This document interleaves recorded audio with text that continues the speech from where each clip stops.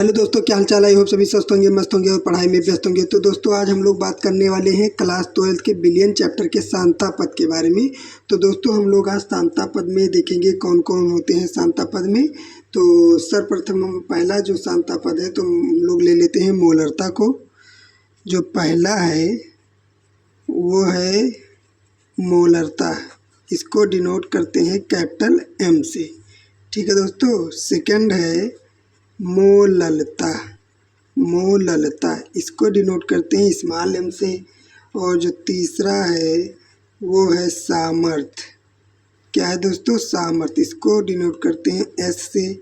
और चौथा है नॉर्मलता, इसको डिनोट करते हैं कैपिटल एन से।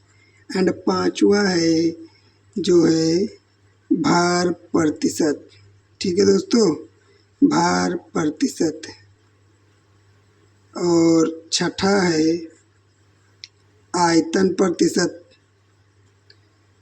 और सातवां है द्रव्यमान आयतन प्रतिशत।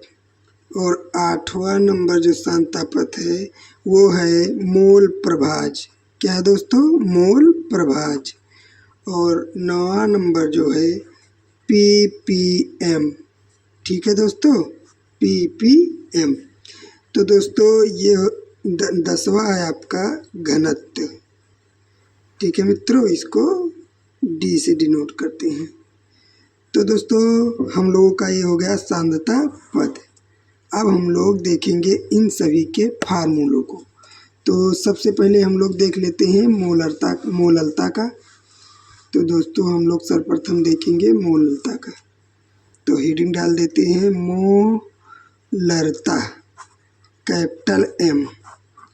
इसका फार्मूला होता है कैपिटल एम इक्वल टू विलय के मोलों की संख्या बटे बिलियन का आयतन, वो भी किसमें? लीटर में। ये हो गया आपका मोलरता। नेक्स्ट पेज में तो अब है मोललता यानी कि स्मॉल एम। इसका फार्मूला होता है विलय के मोलों की संख्या बटे विलायक का भार किलोग्राम में। मोलरता के बाद आ जाता है सामर्थ्य। सामर्थ्य होता है विलय का भार बटे बिलियन का आयतन, वो भी लीटर में। ये हो गया सामर्थ्य। सामर्थ्य के बाद आ जाता है नॉर्मलता। नॉर्मलता का होता है ग्राम तुल्यांक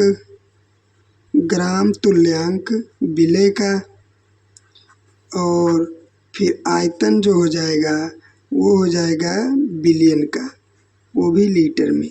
और अगर ये सब लीटर में, अगर ये मिलीलीटर में हो जाएगा, ml में हो जाएगा तो इंटू 1000 करना पड़ेगा। तो अपने केज में अगर यहाँ पर लीटर में है तो ये, और अगर ml में है तो 1000 से हम लोगों को गुणा करना पड़ता है। ठीक है दोस्तों, तो ये हो गया नॉर्मलता। अब हम लोग करेंगे भार प्रतिशत। भार प्रतिशत का फार्मूला होता है विलय का भार बटे बिलियन का भार इंटू 100। उसके बाद है आयतन प्रतिशत। इसी प्रकार तो आयतन प्रतिशत में हो जाएगा विलय का आयतन बटे बिलियन का आयतन। क्या हो जाएगा दोस्तों? विलय का आयतन बटे बिलियन का आयतन इंटू आयतन प्रतिशत। ये हो गया नॉर्मलता। तो इसके बाद अब हम लोग करेंगे मोल प्रभाज। मोल प्रभाज, तो मोल प्रभाज जो होता है इसमें जैसे मान लो मोल प्रभाज में ए का मोल प्रभाज प्लस बी का मोल प्रभाज जो होता है वो 1 के बराबर होता है। तो अगर हम लोग ए का मोल प्रभाज निकालें तो ए के मोलों की संख्या बटे बिलियन के कुल मोलों की संख्या। और यहीं पर अगर हम लोग चाहे भी यानी कि विलय मोल प्रभाज बी का निकालें तो यहाँ पर बी के मोलों की संख्या बटे बिलियन के कुल मोलों की संख्या। ठीक है दोस्तों, तो इस प्रकार हो गया मोल प्रभाज। मोल प्रभाज के बाद अब हम लोग देखेंगे ppm।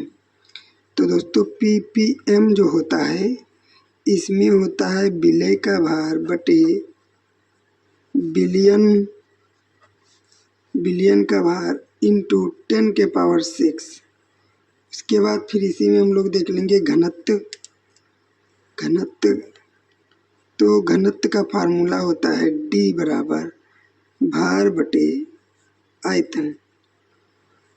तो मित्रों ये हो गया हम लोगों का विलियन चैप्टर के सांद्रता पद के बारे में। तो दोस्तों ये हो गया हम लोगों का विलियन में सांद्रता पद का ये पूरा। उसके बाद इन सभी के फार्मूलाज हो गए, मोलरता, उसके बाद मोललता, सामर्थ्य, नॉर्मलता, भार प्रतिशत, आयतन प्रतिशत, मोल प्रभाज और फिर ppm और घनत्व। तो दोस्तों आप लोगों को वीडियो कैसा लगा कमेंट में ज़रूर बताएं और चैनल पर नए हैं तो चैनल को सब्सक्राइब कर लीजिए। मिलते हैं नेक्स्ट वीडियो में, तब तक के लिए जय हिंद दोस्तों।